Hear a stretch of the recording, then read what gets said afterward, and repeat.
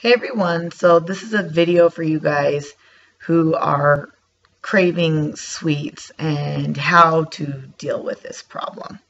So I know for me in particular, I struggle with cravings. I think a lot of other people do too.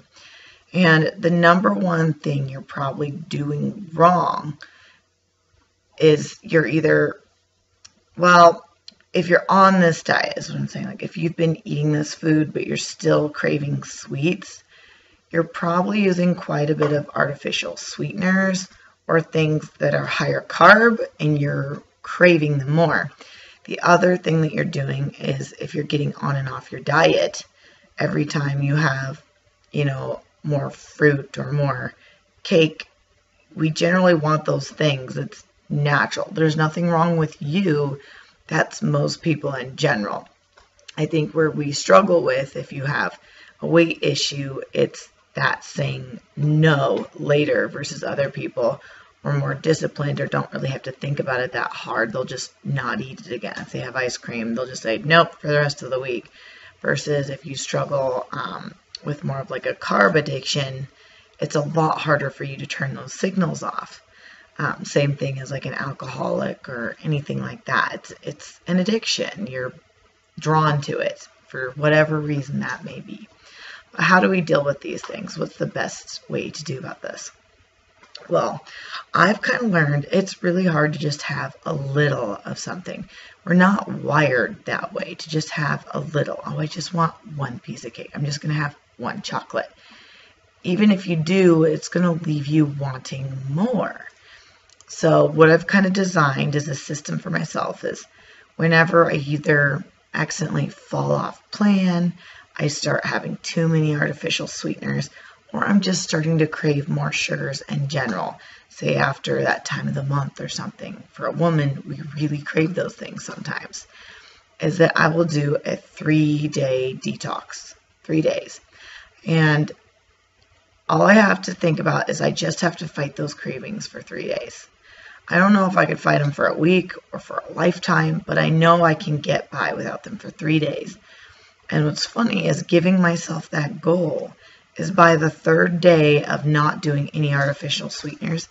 And sometimes for me that includes caffeine. So you might be one of those people too. It's a stimulant. So for some people, it's a bit of a trigger as well. Caffeine can be a trigger for me. If I stay away from all extra sweet things for just 3 days and keep it very, very basic, savory foods, not doing anything with too much carbs. I might do a bit of a starchier vegetable, but I probably won't for 3 days. Just keep very, very basic. By the end of that 3rd day, I'm usually not craving sweets anymore. I can look at things and think, ooh, that would be good, but I'm not having the same cravings. It's not the same feeling as it was before. So I kind of call it like my 3-day detox. Whenever I need to get back on track with things, just that 3-day detox. And all I have to think of is just 3 days, just 3 days I have to get through this, and it's going to be okay. And if you can make it to that 3rd day, I think you'll find that those cravings are indeed a lot less.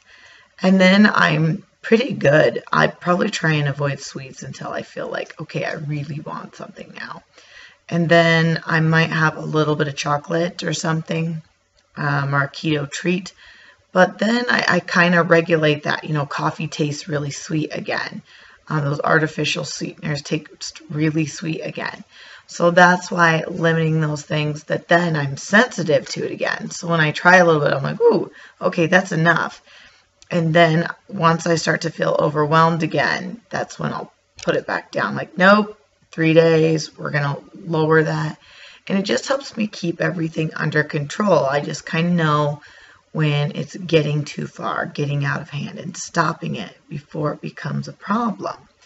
So now that I've created that sensitivity to sweets, it takes a lot less of those sweets to bug me. I mean, I don't know about you guys, you've probably had an experience where you did keto even maybe 1 or 2 weeks, and then you went to a birthday party or something, either had, a glass of wine or you had a piece of cake, and it's amazing how quick that sugar hits you, like 2 bites or something, and my gut was like, whoa, what is this? Like, I feel like my body is an overload of insulin and everything. Like, it's kind of just amazing the differences in that. So I don't know about you guys. Play around with that 3-day detox. It seems to work for me every time. You're meant to work through the cravings, not to not have them, but then it's way less nagging. Like, you're never fully going to get rid of cravings, so don't even try. It's part of life. There's temptation out there everywhere. You can't avoid temptation, but you can limit that, and you can quiet that voice at the back of your brain saying, this. And especially, I've learned, if you are going to do something sweet that day, whether it be a keto treat or artificial sweetener, try and make that the last thing you do before you go to bed. A lot of times, or if you're a person who can control it, do it in the very first thing in the morning so you have all day to burn it. But for most of us, I think if I have sugar or something that tastes like sugar in the morning, I'm going to want more by the afternoon to end my day off. So if I save that sweet thing till all the way till like right before bed, then I'm done and my hunger's done and I'll go to bed, because that sweet thing keeps telling me to keep eating.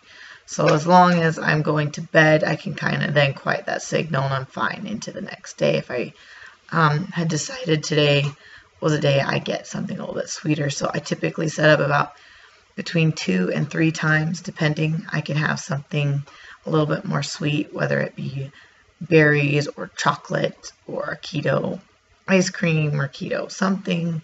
That's kind of how I set things up. So give it a try. Tell me what you guys think. Comment below, and don't forget to share and like.